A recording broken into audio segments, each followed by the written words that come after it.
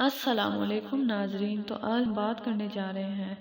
حضرت موسیٰ علیہ السلام کے بارے میں، جو کہ کوہ طور پہاڑ پر جایا کرتے تھے۔ وہاں پر ایک درخت تھا جہاں سے اللہ تعالیٰ کی آواز آیا کرتی تھی۔ ایک دن حضرت موسیٰ علیہ السلام دل میں یہ سوچنے لگے کہ اللہ تعالیٰ مردوں کو زندہ کیسے کرے گا جبکہ وہ خاک ہو چکے ہیں۔ اسی طرح وہ یاد کرتے ہوئے جب کوہ طور پہاڑ پر گئے تو اللہ تعالیٰ کے حضور پیش ہو کر کہنے لگے، یا اللہ، آپ اس دنیا میں جو لوگ اس دنیا سے چلے گئے ہیں ان کو زندہ کیسے کریں گے جبکہ وہ تو مر چکے ہیں، ان کا جسم تو خاک میں خاک ہو چکا ہے، تو آپ ان کو زندہ کیسے کریں گے؟ تو اللہ تعالیٰ نے حضرت موسیٰ علیہ السلام سے ارشاد فرمایا، اے موسیٰ، تم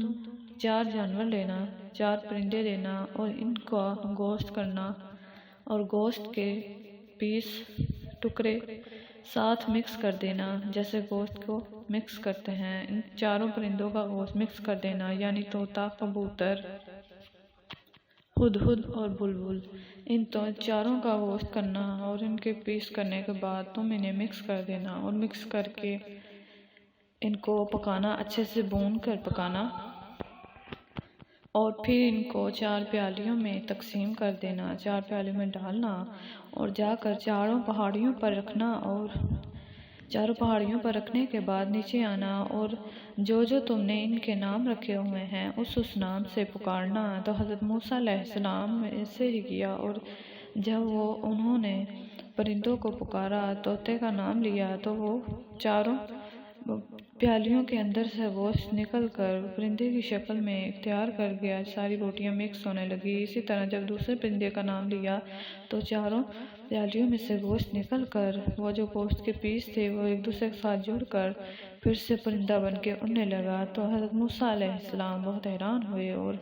بہت خوش بھی ہوئے۔ پھر وہ دوبارہ اگلے دن اللہ تعالیٰ کے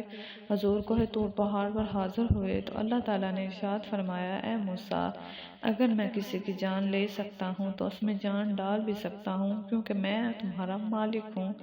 اور میں مالک ہوں اس لیے مجھے ہر اختیار کا علم ہے، لہٰذا تمہیں بھی اب اس کا علم ہو جانا چاہیے کہ جس طرح میں نے ان انسانوں کو جسم دیا ہے اور پھر جان نکالی ہے اور مٹی میں ان کو مٹی کیا ہے، میں ان کو زندہ کرنے کا ہنر بھی جانتا ہوں۔ حضرت موسیٰ علیہ السلام اللہ تعالیٰ کے تابع ہوئے اور